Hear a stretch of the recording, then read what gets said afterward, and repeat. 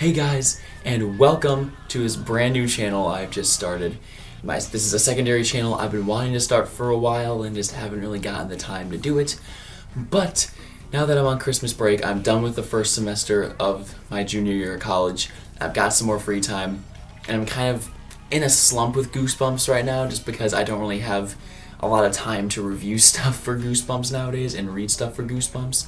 I have some stuff for my Ultimate Goosebumps Man channel coming out very soon. I have like 3 videos lined up that I've already made. I just need to edit and post them.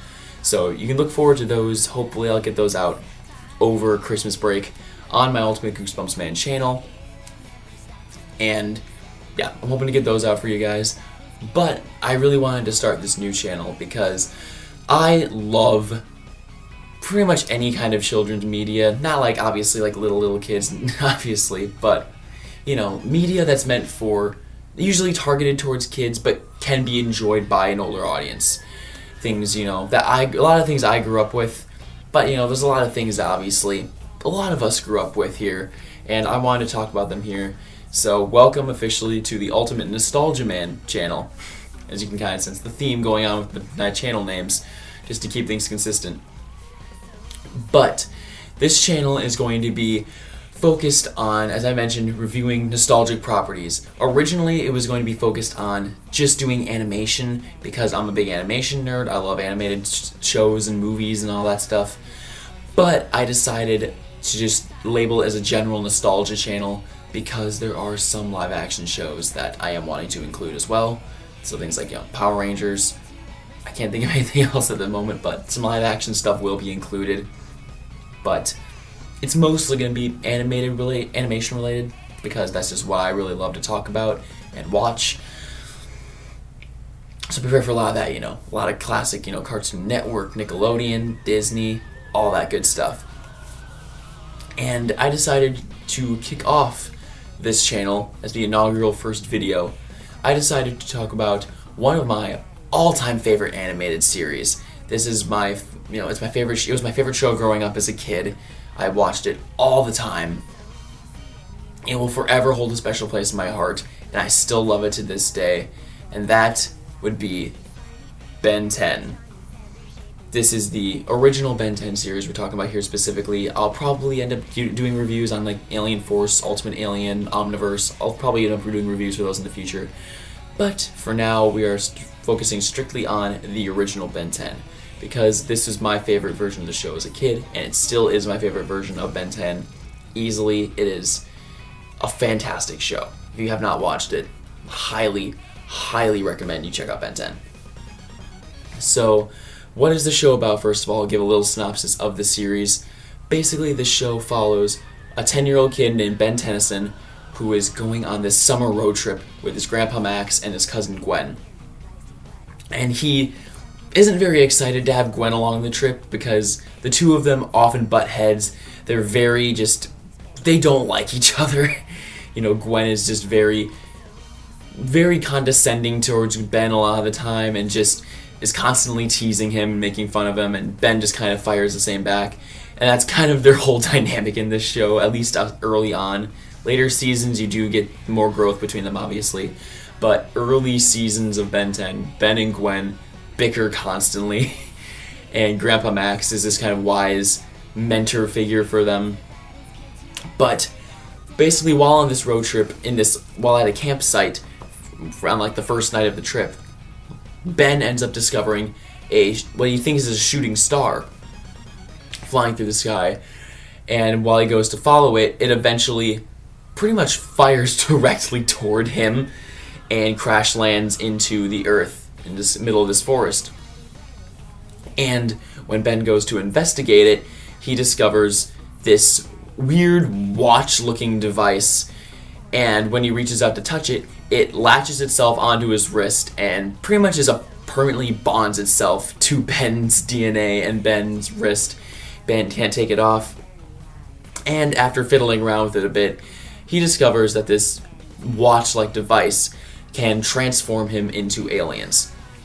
And that's kind of the whole plot of the show. Following around Ben, Gwen, and Grandpa Max, doing a road trip around the USA, and basically having to fight all these different criminals and evil aliens, and it's just a fun show.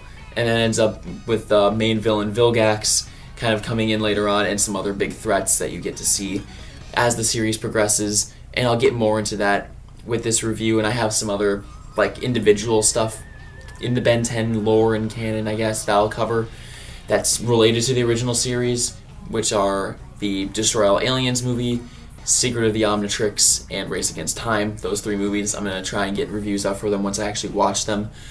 But this is just focusing on the original show, the first 4-season run of Ben 10.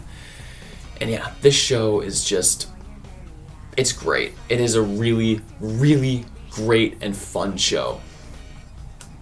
You know, going into some of the characters first, as I mentioned, Ben and Gwen, you have this constant kind of bickering and butting heads between them.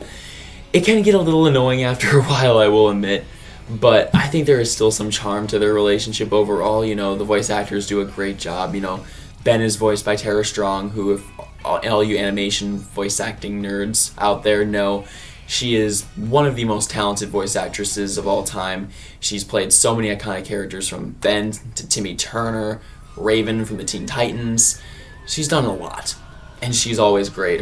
She's easily one of the best voice actresses of all time, in my opinion.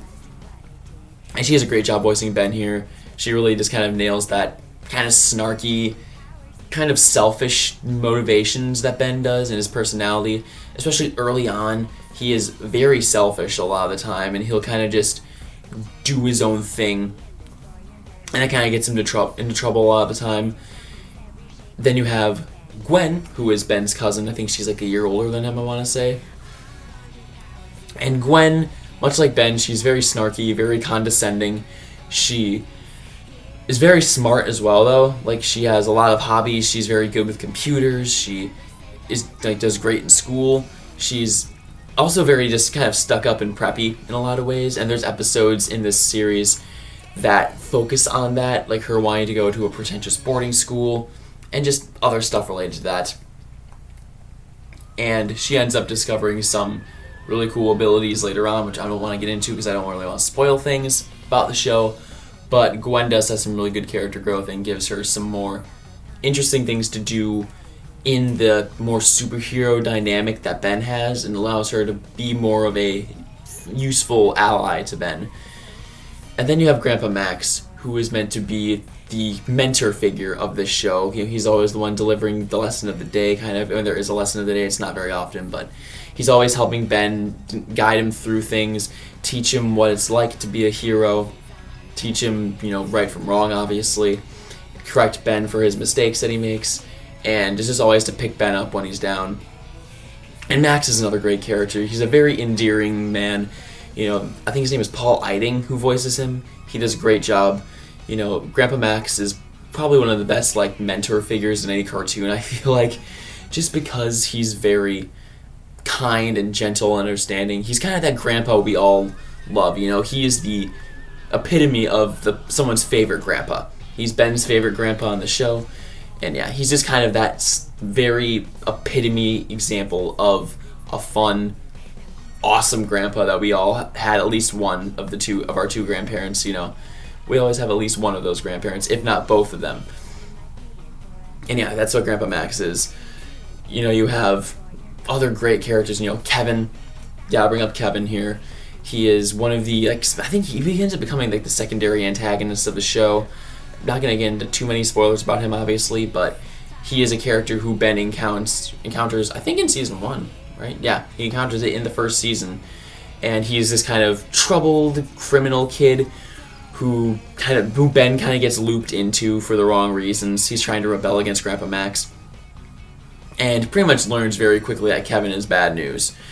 And yeah, there's a whole thing going on with Kevin that happens later on in one of the other seasons, and that really sets him into being a huge villain later on. And Kevin also has some powers of his own. Then we have, I'm trying to think who else. There's a bunch of other characters. Obviously, there's a lot of great villains. You know, you got like Charmcaster, Hex, Vilgax being the big bad, who doesn't really make big of a villainous presence in the show as he does in like Destroy All Aliens or some of the movies, even though he does show up later on. And I'm sorry, I misspoke. Secret of the Omnitrix is the movie Phil Cox is the villain in, not Destroy All Aliens. But he does end up becoming more of a bigger threat in the final, like, 2 seasons or so. But, yeah, he's a great villain. Pretty much every villain is unique, creatively done, and it's just, always fun to see what new villain Man of Action and the writing team behind this series will create for the next episode. And they do a lot of great stuff, a lot of really creative things with them. But, of course, when you gotta talk about Ben 10, you have to talk about what is on the cover here, the aliens. Now, this is only one alien, Ben's first alien, called Heat Blast, who is probably one of the biggest fan favorite aliens of the series, I would say. I think every alien in its own right is great. They all are great designs. Like, they're easily some of the best designs in any animated show of all time. The creativity behind Man of Action and everyone else who wrote this show and creatively came up with it, they did a phenomenal job. I love every single one of the classic aliens, including some of the new ones they add in later on. But yeah, you got all the classics, Heat Blast, Forearms, Rip Jaws, Upgrade. There's so many great aliens. I would be here all day listing all of them, because there's a decent amount as you get further into the show. But they're all unique. They all have different power sets. They're all different personalities, even though they're all still part of Ben. They have different voice actors and things like that. It's all great. The aliens are easily the highlights of the show in a lot of ways, just because of the sheer creativity behind their designs and their personalities and powers and all that stuff. It really just makes the show what it is. You wouldn't have Ben 10 without the aliens. The aliens are the draw of the show. And the show really does do a lot with most of them. Some of them are kind of underutilized, I will admit, like Rip Jaws, who's probably my favorite alien, honestly. Very underutilized in this show, which is a shame, because he's an awesome design, awesome voice. It's just a shame he isn't used more. But, yeah, the aliens are highlights. You got these awesome transformation sequences that happen in this show that are just very detailed and very just bizarre, but they work so well for the content of the show, and it's just like, it just adds that extra flair of adding those extra details of the transformation sequences that are arguably the best animated things of the whole show. Like, it seems like the animation quality on the transformations is so much higher than the animation quality for like the rest of the series, which is really funny. But yeah, those are great. The Omnitrix is such a unique idea for a device kind of thing in a show.